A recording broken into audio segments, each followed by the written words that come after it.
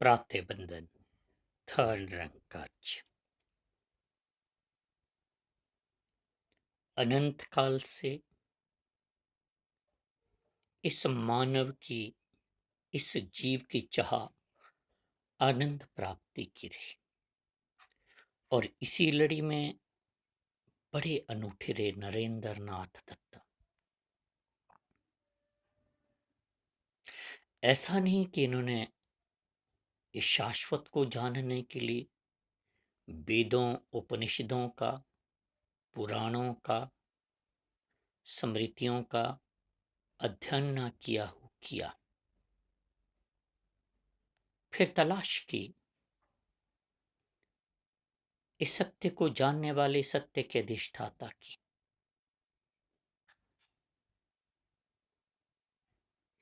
प्राप्ति नहीं हुई, एक के बाद दूसरी, दूसरे के बाद तीसरे, और एक बड़े अनूठे महर्षि देवेंद्र नाथ हुए, जिन्हें महर्षि के नाम से जाना जाता। और महर्षि भी ऐसे आश्रय लायन एक बड़े अनूठे महर्षि रहे, उन्हीं जैसे थे। नरेंद्र नाथ दत्ता उनके पास गया और पूछा, ईश्वर है? नरेंद्र जी की बहुत तलाश, और बहुत तलाश में जब नहीं मिला तो चेष्टा करते करते व्यक्ति तनाव से ग्रस्त हो जाता है।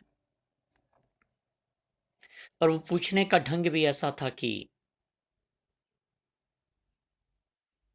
महर्षि देवेंद्र नाथ भी घबरा गए, मतलब थोड़े झिझक गए। नरेंद्र नाथ ने दोबारा उनके हाथ को झिंझोड़ के पकड़ा, ईश्वर है? झिझकते हुए महर्षि ने कहा, बैठो, आहिस्ता से बैठो, फिर मैं बताऊं। और नरेंद्र जी ने कह दिया कि आपकी झिझक ने सब कुछ बता दिया। आप जानते होंगे ईश्वर के बारे में बहुत कुछ, परमात्मा के संबंध में, शाश्वत सनातन के संबंध में बहुत सी जानकारियां होंगी आपके पास, लेकिन परमात्मा को थोड़ी जाना आपने, ऐसा नहीं प्रतीत होता। कहते हैं महर्षि देवेंद्र नाथ को भी बड़ा झटका लगा कि ऐसा अनूठा शिष्य आया, और यह भी सत्य कि मेरे पास शाश्वत सनातन की बहुत सारी बातें तो हैं, बहुत सारी जानकारियां तो हैं, लेकिन इन्हें सत्य ईश्वर नहीं दे सकता। फिर पहुंचे रामकृष्ण परमहंस के पास, ठाकुर रामकृष्ण परमहंस। और जैसे पहुंचे वही पूछा, तरीका भी वही, ढंग भी वही, ईश्वर है? और कहते रामकृष्ण परमहंस ने बड़ा सुंदर उत्तर दिया, बेकार की बात क्यों करनी है, क्यों सुनिश्चित करना ईश्वर है या नहीं? तुम्हें मिलना है ईश्वर से, तुम मिलना चाहते हो ईश्वर से।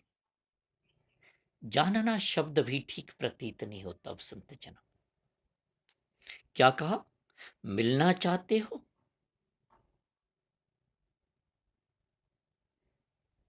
यही उत्तर ज्ञानी के पास नहीं मिल सकता। ज्ञानी मीन्स जिनके पास बहुत सारी जानकारियां, शब्द का अर्थ और शब्द की उत्पत्ति, एक एक चीज का अर्थ हो। जैसे हम के उपनिषद, उप का अर्थ होता निकट, निषद बैठना, निकट बैठना, परमात्मा के निकट बैठना। उपवास, उप का अर्थ निकट, बास रहना, जिसको हम व्रत कहते हैं, फास्टिंग कहते हैं। बड़ा जमाना है, परमात्मा के निकट बैठ के कई बार ऐसा हो जाता, खाने तक का ख्याल नहीं रहता, पानी पीने तक का ख्याल नहीं रहता।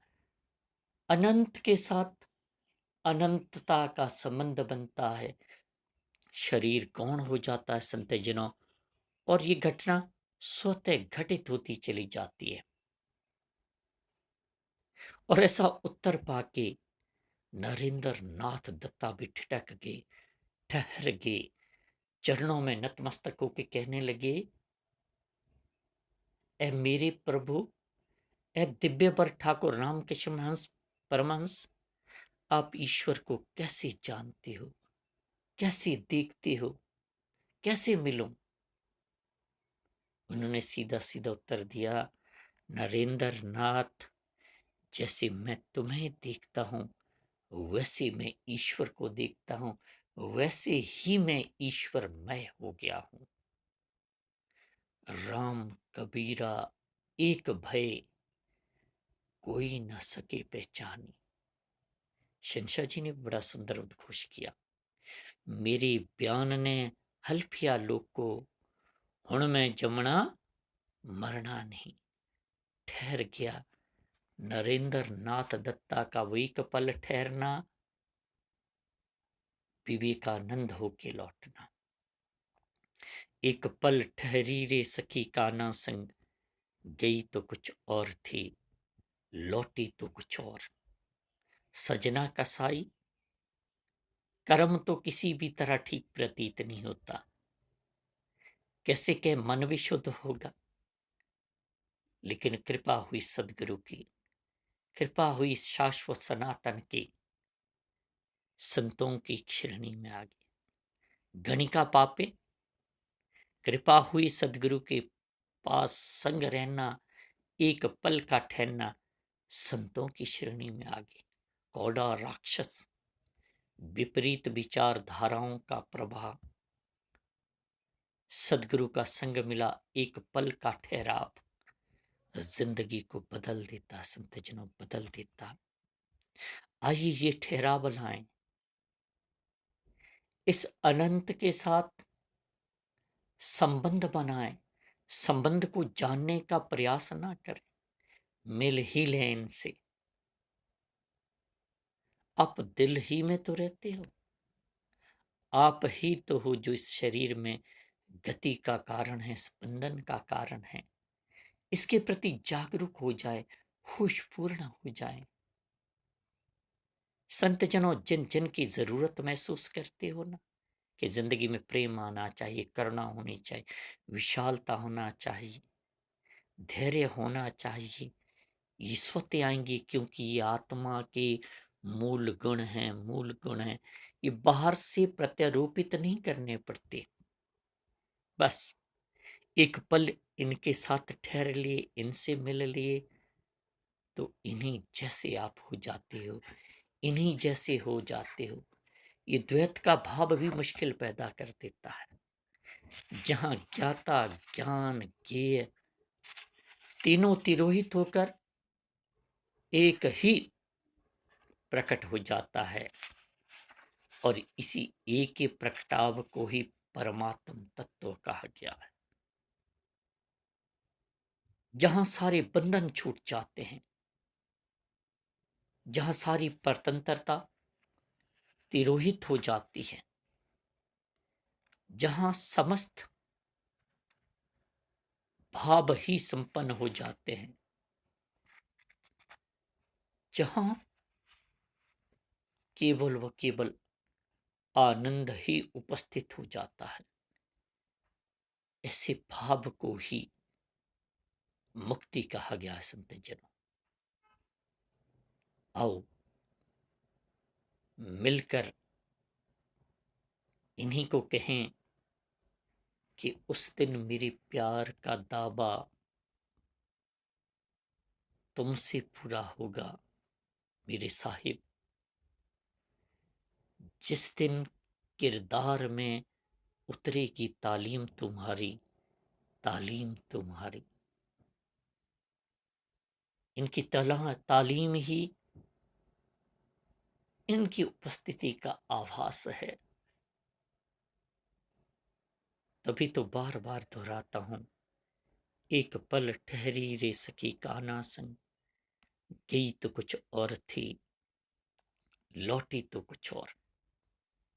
पिया के साथ मिलन और एक ऐसा मिलन फिर पहचान नहीं पाते। राम कबीरा एक भय, कोई न सके पहचानी, कोई न सके पहचानी। धन निरंकार जी।